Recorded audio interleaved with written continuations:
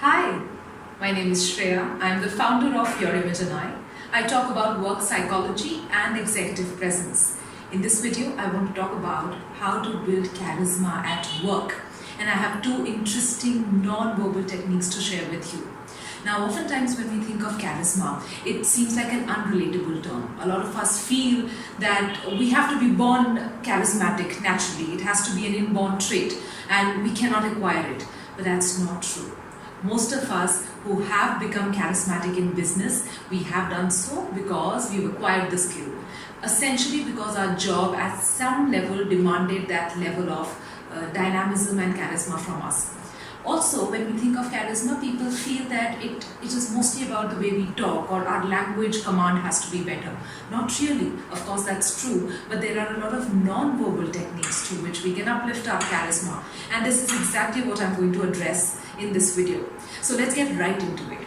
The first thing that you can do to have a charismatic presence, whether you are delivering a presentation or sitting face to face with someone or merely a part of the meeting, is to mind your facial expressions. I've done videos on facial expressions in the past. I'm going to touch base on this topic once again. Oftentimes when we speak, our face does not match the expression that we are going through. Typically we go through multiple expressions in a meeting or while delivering a presentation. So let's say I have to address my team and I have to share a good positive news with them. So I should ideally say that, hey folks, it was good that you could finish this task in this much time and we finally met the target, so good job done. If you notice, I had an eyebrow flash just to show a surprise gesture, which is also a positive, happy gesture. I also had a subtle smile on my face when I was delivering this happy, positive message. But there are people who are unable to do so. When they are delivering a happy speech or when they are just in general happy, they don't look that person.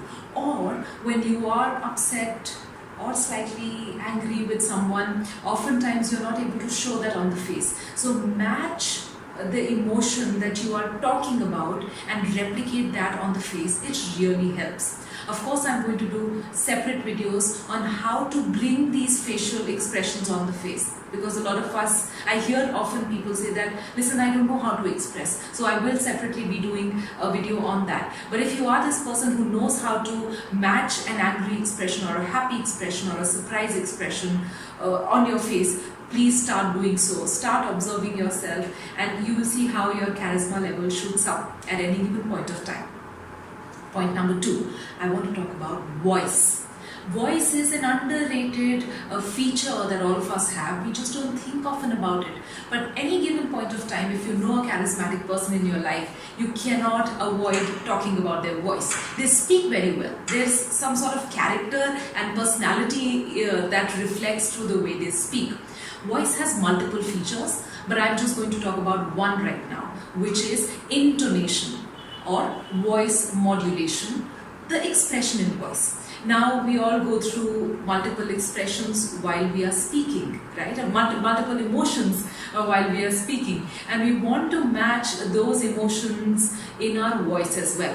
And intonation as a feature helps us do that. Now there are two kinds of voices that all of us are gifted with. One is a high-pitched voice and the other is a low-pitched voice. Let me demonstrate.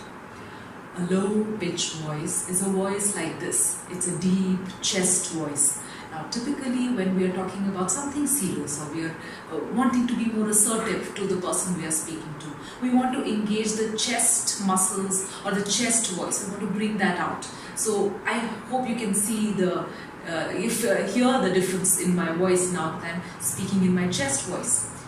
The other voice is a higher pitch voice. Can you feel the shift now that I'm trying to engage my nose muscles? So we also call it the nasalis muscle, the nose muscle essentially. So I'm now activating the nose muscle, which makes my pitch go higher.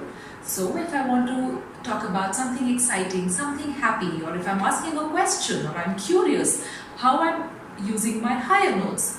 Typically, we all can switch from a lower note to a higher note and back. And we ideally should be doing this back and forth when we are speaking, because that's what brings in the necessary interest in our words, and that's what gets attention. There have to be contrasting behaviors in our voice, in our body language, for people to be looking at us and listening to us. And when we get that kind of attention, we naturally appear charismatic. So there's no big science around being charismatic. These simple non-verbal tricks help us go a long way. If this video was valuable and if you liked it, please hit the like button. And if you feel that this channel has some meaty knowledge that I'm sharing, please hit the subscribe button. There's lots more coming up in the field of work psychology and executive presence, so you must stay tuned. Until then, take care.